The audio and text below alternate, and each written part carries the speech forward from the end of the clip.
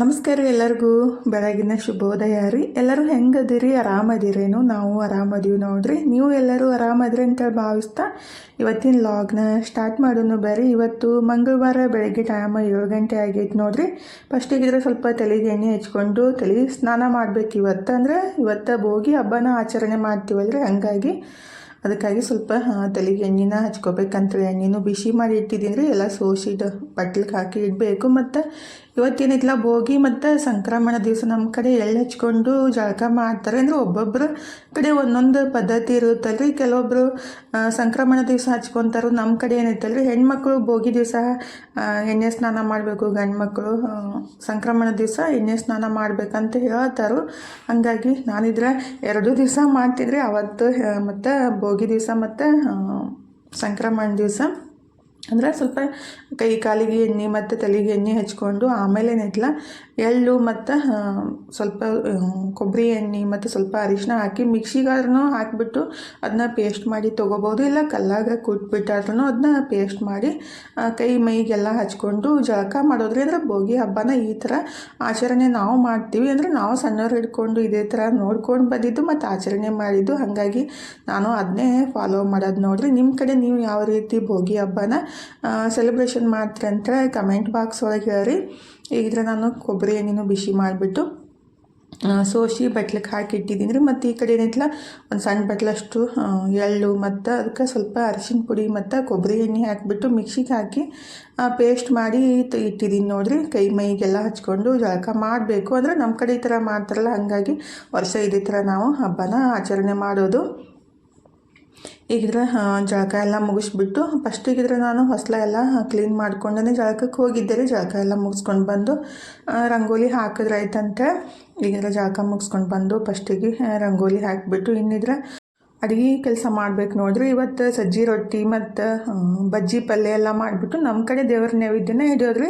ಹೋಳ್ಗೆ ನಾನು ನಿನ್ನೆ ಮಾಡಿ ಇಟ್ಟಿದ್ದೀನಿ. ಕೆಲವೊಬ್ಬರು ಎಲ್ಲ ಹೋಳ್ಗೆ ರೊಟ್ಟಿ ಬಜ್ಜಿ ಪಲ್ಯ ಇವತ್ತೇ ಮಾಡ್ತಾರೋ. ಆದರೆ ಒಂದೇ ದಿವಸ ಎಲ್ಲ ಕೆಲಸ ಆಗಂಗಿಲ್ಲಲ್ರಿ, ಹಾಗಾಗಿ ನಿನ್ನೆ ಹೋಳ್ಗಿನ ರೆಡಿ ಮಾಡಿ ಇಟ್ಟಿದ್ದು. ಈಗಿದ್ರೆ ನಾನು ಬಜ್ಜಿ ಪಲ್ಯನ ರೆಡಿ ಮಾಡ್ಕೋಬೇಕಂತ ಫಸ್ಟಿಗಿದ್ರೆ ಹಾಲು ಕಾಸಕ್ಕೂ ಇಟ್ಬಿಟ್ಟು ಈ ಕಡೆ ಬಜ್ಜಿ ಪಲ್ಯ ಮಾಡೋಕೆ ರೆಡಿ ಮಾಡ್ಕೊಳಕಂತೀನಿ ನೋಡ್ರಿ. ಅಂದರೆ ಇದಕ್ಕೆ ಹಿಂಡಿ ಪಲ್ಯನೂ ಅಂತಾರು, ಬಜ್ಜಿ ಪಲ್ಯನೂ ಅಂತಾರು, ಗರ್ಗಟನೂ ಅಂತಾರು. ಒಬ್ಬೊಬ್ಬರು ಒಂದೊಂದು ರೀತಿ ಮಾಡ್ತಾರೆ. ನಮ್ಮ ಮನೆಯೊಳಗೆ ನಾವು ಯಾವ ರೀತಿ ಮಾಡ್ತೀವಿ ಅಂತೇಳಿ ನಿಮ್ಮ ಸಂಗಟ ಶೇರ್ ಮಾಡ್ಕೊಳಕತ್ತಿದ್ದು. ಹೀಗಿದ್ರೆ ನಾನು ಎಲ್ಲ ಸೊಪ್ಪು ಅಂದರೆ ಪುಂಡಿ ಪಲ್ಯ, ಹುಂಚಿ ಪಲ್ಯ ಮತ್ತು ಕಡ್ಲಿ ಪಲ್ಯ, ಮೆಂತ್ಯ ಪಲ್ಯ, ಪಾಲಕ್ ಪಲ್ಯ ಮತ್ತು ಚಂದನ್ ಬಟ್ಟು ಅಂತ ಎಲ್ಲ ರೀತಿ ಪಲ್ಯನ ಸೋಸಿ ನಾನು ರವಿವಾರ ದಿವಸನ ತೊಳೆದು ಈ ಥರ ಒಂದು ಬಡ್ಡಿ ಒಳಗೆ ಕಟ್ಟಿ ಇಟ್ಟಿದ್ದೆ ರೀ. ಅಂದರೆ ಇವತ್ತೆಲ್ಲ ಮಾಡೋಕ್ಕಾಗಂಗಿಲ್ಲಲ್ಲ, ನಮ್ಮ ಕಡೆ ಎಲ್ಲರೂ ಹಿಂದಿನ ದಿವಸನೇ ಈ ಥರ ಮಾಡೋದು. ಎಲ್ಲ ಸೋಸಿ ತೊಳೆದು ಇಟ್ಟಿರ್ತಾರೆ. ಇವತ್ತು ಪಲ್ಯ ಮಾಡೋಕೆ ಈಜಿ ಆಗುತ್ತೆ ಅಂತೇಳಿ ನಾನು ರವಿವಾರ ದಿವಸನೇ ಎಲ್ಲ ತಂದಿದ್ದೆ ಅಲ್ರಿ. ಎಲ್ಲ ಒಂದೊಂದು ಸೂಡಷ್ಟು ತಂದಿದ್ದು. ಮೆಂತ್ಯ ಪಲ್ಯ, ಹುಂಚಿ ಪಲ್ಯ, ಚಂದನ್ ಬಟ್ಟು ಮತ್ತು ಕಡ್ಲಿ ಪಲ್ಯ ಎಲ್ಲ ಒಂದೊಂದು ಸೂಡಷ್ಟು ತಂದು ಈಗ ಸೋಸಿ ಇಟ್ಟಿದ್ದೆ. ಆದರೆ ಅದನ್ನೇ ಪಲ್ಯ ರೆಡಿ ಮಾಡಾಕಂತೀವಿ ನೋಡ್ರಿ.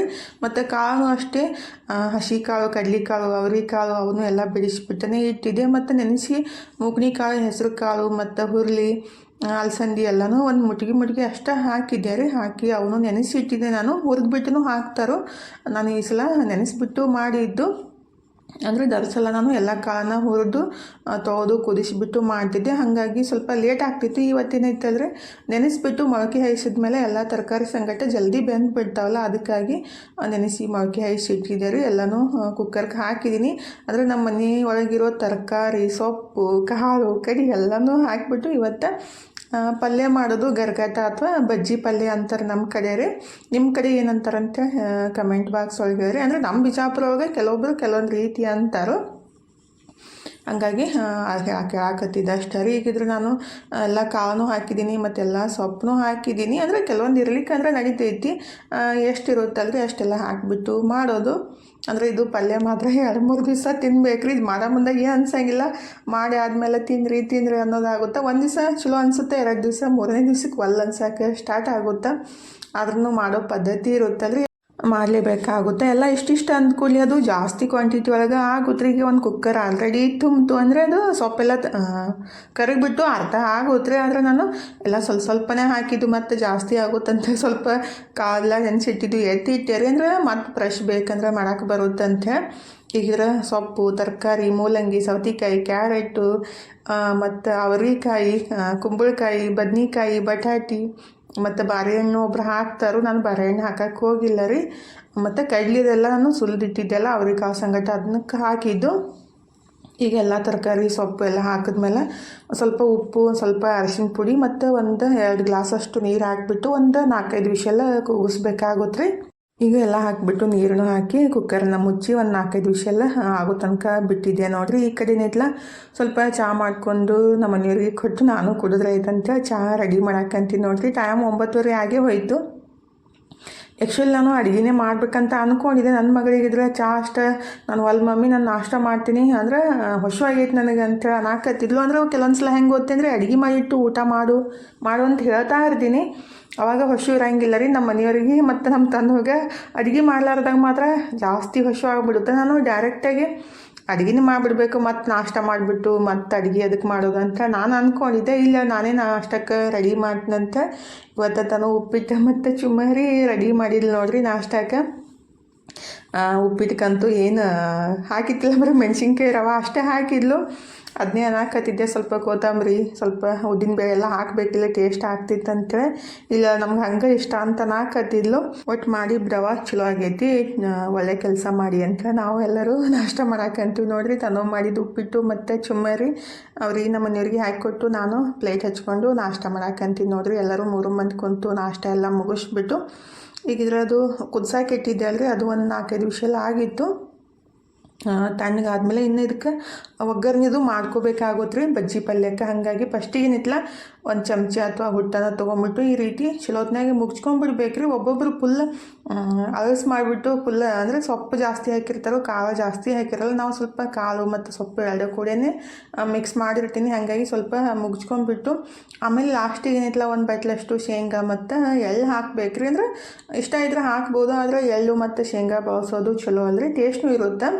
ಫಸ್ಟನ್ನು ಶೇಂಗಾ ಹಾಕ್ಬಿಟ್ರೆ ಏನಾಯ್ತಂದರೆ ಅದು ಮೆತ್ತಗಾಗ್ಬಿಡುತ್ತೆ. ಹಾಗಾಗಿ ತಿನ್ನಮ್ದಾಗ ಅಷ್ಟು ರುಚಿ ಅನ್ಸಂಗಿಲ್ಲ. ಅದಕ್ಕಾಗಿ ನಾನು ಲಾಸ್ಟಿಗೆ ಶೇಂಗಾನ ಹಾಕೋದು. ಶೇಂಗಾ ಎಲ್ಲ ಹಾಕಿ ಮತ್ತೊಂದು ಸಲ ಮಿಕ್ಸ್ ಮಾಡ್ಕೊಂಡ್ಬಿಟ್ಟು ಈಗ ಏನೈತಂದರೆ ಮೆಣಸಿನ್ಕಾಯಿ ಮತ್ತು ಬೆಳ್ಳುಳ್ಳಿನ ಕೈಯೊಳಗೆ ಕುಟ್ಕೋಬೋದು, ಇಲ್ಲಾಂದರೆ ಮಿಕ್ಸಿಗೆ ಹಾಕಿಬಿಟ್ಟು ಸ್ವಲ್ಪ ತರಿಯಾಗಿ ಅದನ್ನ ಪೇಸ್ಟ್ ಮಾಡಿಯಾದರೂ ತೊಗೋಬೋದು. ಈಗಿದ್ರೆ ನಾನು ಮೆಣಸಿನ್ಕಾಯಿನ ಸ್ವಲ್ಪ ಪೇಸ್ಟ್ ಮಾಡಿಬಿಟ್ಟು ಆಮೇಲೆ ಬೆಳ್ಳುಳ್ಳಿ ಹಾಕಿ ಜಸ್ಟ್ 1-2 ರೌಂಡ ಮಿಕ್ಸ್ ಮಾಡ್ಕೋಬೇಕ್ರಿ. ಭಾಳ ಸಣ್ಣ ಮಾಡ್ಕೊಳಕ್ಕೆ ಹೋಗಬಾರ್ದು. ಈ ಥರ ನಾನು ಮಿಕ್ಸಿಗೆ ಹಾಕಿ ತೊಗೊಂಡಿದ್ದೀನಿ ನೋಡಿರಿ. ಕಲಿಯಾಗಿ ಕುಟ್ಬಿಟ್ರಂತೂ ಇನ್ನೂ ಬೆಸ್ಟ್ ಆಗುತ್ತೆ. ನನ್ನ ಕಡೆ ಸ್ವಲ್ಪ ಅದು ಸಣ್ಣದೈತಲ್ಲ, ಇಷ್ಟೆಲ್ಲ ಹಿಡಿಯಂಗಿಲ್ಲ ಅಂತ ಮಿಕ್ಸಿಗೆ ಹಾಕಿದ್ದು. ಈಗಿದ್ರೆ ಒಂದು ಬಾಣಲಿ ಒಳಗೆ 1-2-3 ಚಮಚದಷ್ಟು ಎಣ್ಣೆ, ಸ್ವಲ್ಪ 1 ಚಮಚದಷ್ಟು ಜೀರಿಗೆ, ಸ್ವಲ್ಪ ಇಂಗು ಮತ್ತು ಇದು ಏನು ಪೇಸ್ಟ್ ಮಾಡಿದ್ದೀವಲ್ರಿ ಹಸಿಮೆಣ್ಸಿನ್ಕಾಯಿ ಮತ್ತು ಬೆಳ್ಳುಳ್ಳಿದ ಪೇಸ್ಟನ್ನು ಹಾಕಿಬಿಟ್ಟು ಚಲೋತ್ನಾಗೆ ಒಂದು ರೌಂಡ್ ಮಿಕ್ಸ್ ಮಾಡ್ಕೋಬೇಕ್ರಿ. ಸ್ವಲ್ಪ ಉಪ್ಪನ್ನು ಹಾಕಬೇಕು. ಆಲ್ರೆಡಿ ನಾವು ಕಾಳು ಕುದಿಸೋ ಮುಂದಾಗ ಉಪ್ಪು ಹಾಕಿರ್ತೀವಿ, ಹಂಗಾಗಿ ಇಲ್ಲಿ ಸ್ವಲ್ಪ ಉಪ್ಪು ಹಾಕಿಬಿಟ್ಟು ಅದನ್ನ ಸ್ವಲ್ಪ ಬೆಳ್ಳುಳ್ಳಿ ಹಸಿ ವಾಸನೆ ಹೋಗೋ ಮಟ್ಟ ಹುರ್ಕೊಂಡು ಆಮೇಲೆ ಇದು ಎಲ್ಲ ಏನು ಕುದಿಸಿ ಮುಚ್ಚಿಟ್ಟಿರ್ತೀವಲ್ರಿ ಬಜ್ಜಿ ಪಲ್ಯ ಅದನ್ನ ಹಾಕಿಬಿಟ್ಟು ಒಂದು ಕುದಿಸ್ಕೊಂಡು ಲಾಸ್ಟಿಗೆ ಕೊತ್ತಂಬರಿ ಸೊಪ್ಪು ಹಾಕಿಬಿಟ್ರೆ ಮಸ್ತಾಗಿ ಬಜ್ಜಿ ಪಲ್ಯ ರೆಡಿ ಆಗುತ್ತೆ ನೋಡಿರಿ. ಹಾಕೊಂಬಂದ ಕೆಳಗೆ ಚೆಲ್ತು, ಜಸ್ಟ್ ಎಲ್ಲನೇ ಚೆಲ್ತಿತ್ತು, ಸ್ವಲ್ಪ ಮಿಸ್ ಆಯಿತು, ಪರವಾಗಿಲ್ಲ ಅಂತ. ಅಂದರೆ ಇಷ್ಟಾರ ಉಳಿತಲ್ಲ ಅಂತ ಚೆಲ್ಲೋದು. ಅಂದರೆ ಚೆಲ್ಲೋಕ್ಕಿಂತ ರೀ ಅದನ್ನ ಕ್ಲೀನ್ ಮಾಡೋದು ಒಂದು ದೊಡ್ಡ ಕೆಲಸ ಆಗ್ಬಿಡುತ್ತೆ ಹಿಂದಿಗಡೆ. ಅಂದರೆ ಗಡ್ಬಡಿ ಒಳಗೆ ಮತ್ತು ಕೈ ಸುಟ್ಟಾಗ ಆ ಥರ ಆಗ್ತಾ ಇರ್ತೈತಿ. ಈಗಿದ್ರೆ ನಾನು ಅದನ್ನ ಬಜ್ಜಿ ಪಲ್ಯ ಎಲ್ಲ ಒಗ್ಗರಣೆ ಹಾಕಿಬಿಟ್ಟು ಮಿಕ್ಸ್ ಮಾಡಿ ಇಟ್ಟಿದ್ದೀನಿ ರೀ. ಈ ಕಡೆ ಅನ್ನಕ್ಕೂ ಇಟ್ಟರಾಯಿತು, ಮೊಸರನ್ನ ಮಾಡೋಕ್ಕೆ ಬರುತ್ತಂತೆ.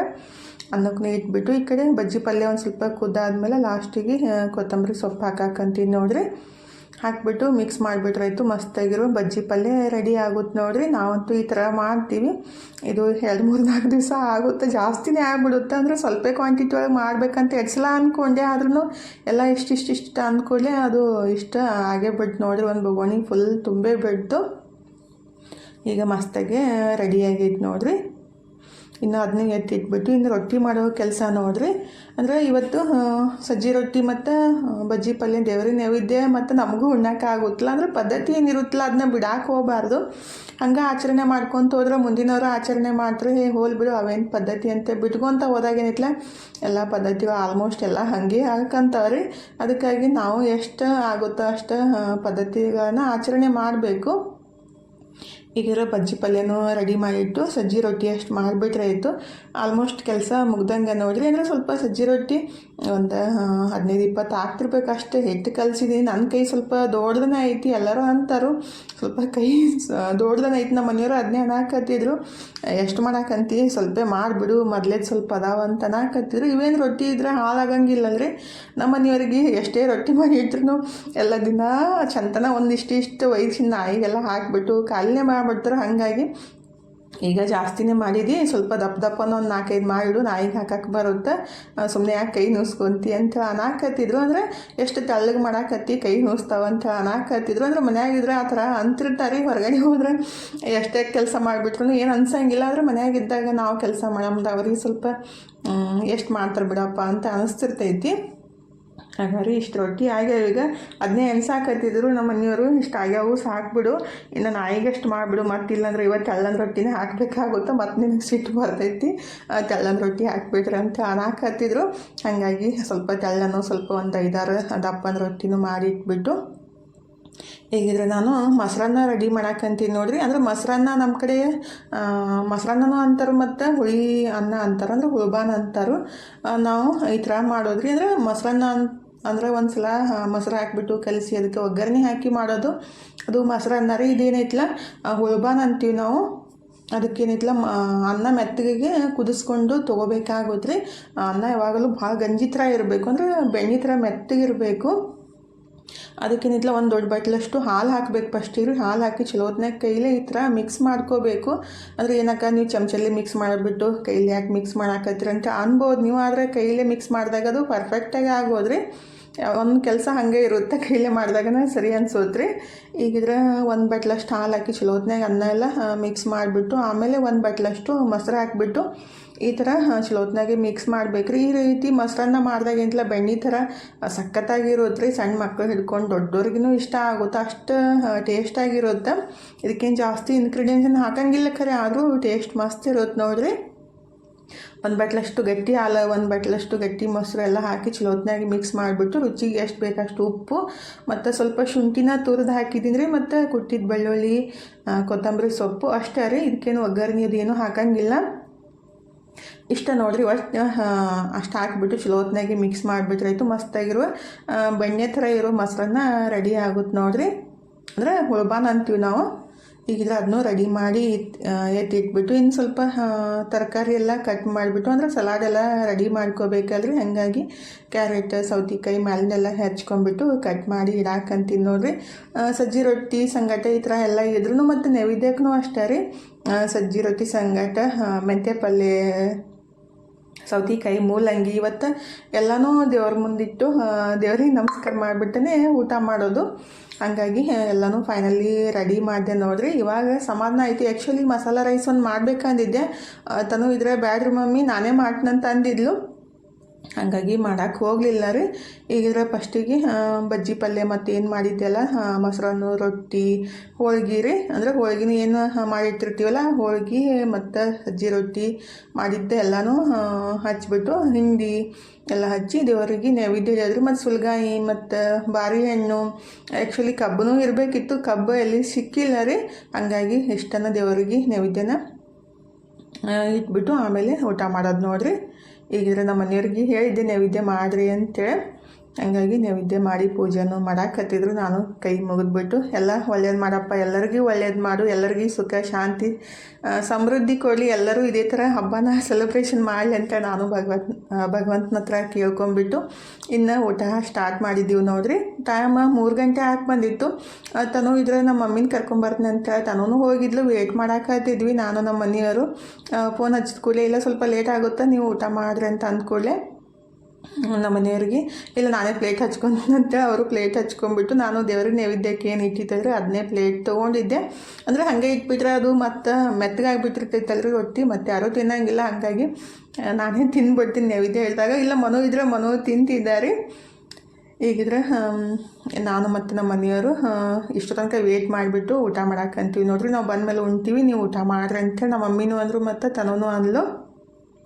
ಅದಕ್ಕಾಗಿ ಮಸ್ತಾಗಿ ಊಟ ಮಾಡಾಕಂತೀವಿ ನೋಡ್ರಿ. ಊಟ ಮಾಡೋದು ಬರೀ ಭೋಗಿ ಹಬ್ಬದ ಶುಭಾಶಯಗಳು ಮತ್ತೊಮ್ಮೆ ಎಲ್ಲರಿಗೂ. ನಾಳೆ ಸಂಕ್ರಾಂತಿ ಅಂದರೆ ನಾನು ಇವತ್ತು ವಿಡಿಯೋ ಅಪ್ಲೋಡ್ ಮಾಡೋದಲ್ಲ, ಇವತ್ತು ಸಂಕ್ರಾಂತಿ ಹಬ್ಬ. ಎಲ್ಲರಿಗೂ ಮತ್ತೊಮ್ಮೆ ಸಂಕ್ರಾಂತಿ ಹಬ್ಬದ ಶುಭಾಶಯಗಳು. ಎಲ್ಲರಿಗೂ ಒಳ್ಳೆಯದಾಗಲಿ, ಭಗವಂತ ಎಲ್ಲರಿಗೂ ಒಳ್ಳೇದು ಮಾಡಲಿ. ನಾನು ಮೊನ್ನೆ ಅದು ಆನ್ಲೈನ್ ಒಳಗೆ ಹ್ಯಾಂಡ್ ಗ್ಲೌಸ್ ಹಾಕಿದ್ದೆ ರೀ.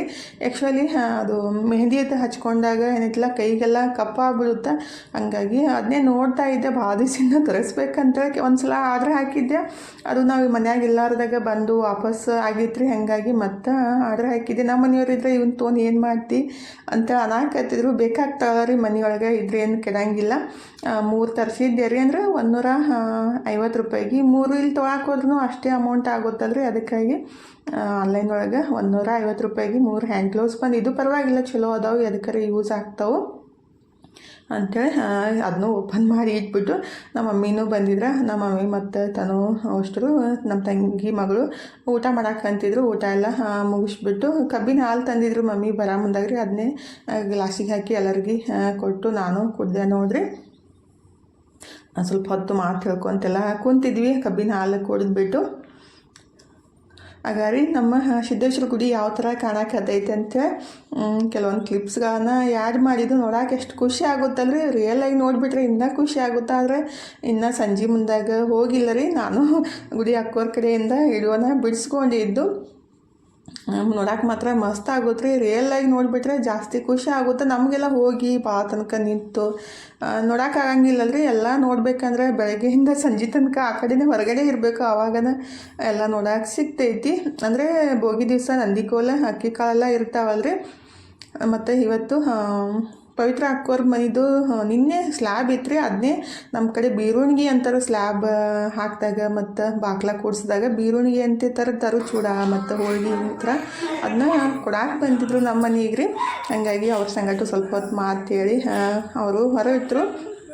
ಇವತ್ತಿನ ವಿಡಿಯೋನೂ ಇಲ್ಲೇ ಮುಗಿಸೋಂದ್ರೆ ಇವತ್ತಿನ ವಿಡಿಯೋ ಹೆಂಗೆ ಅನ್ನಿಸ್ತಂತ ಕಮೆಂಟ್ ಬಾಕ್ಸ್ ಒಳಗೆ ಹೇಳೋದು ಮರ್ಯಾಕೆ ಹೋಗಬೇಡ್ರಿ. ವಿಡಿಯೋ ಇಷ್ಟ ಆಗಿದ್ರೆ ಲೈಕ್ ಮಾಡಿ, ಶೇರ್ ಮಾಡಿ, ಸಬ್ಸ್ಕ್ರೈಬ್ ಮಾಡಿಕೊಂಡೆ ಸಪೋರ್ಟ್ ಮಾಡಿರಿ. ಇಷ್ಟು ತನಕ ವಿಡಿಯೋ ನೋಡಿದ್ದಕ್ಕೆ ತಮ್ಮೆಲ್ಲರಿಗೂ ಹೃದಯದ ತುಂಬ ಧನ್ಯವಾದಗಳು ರೀ.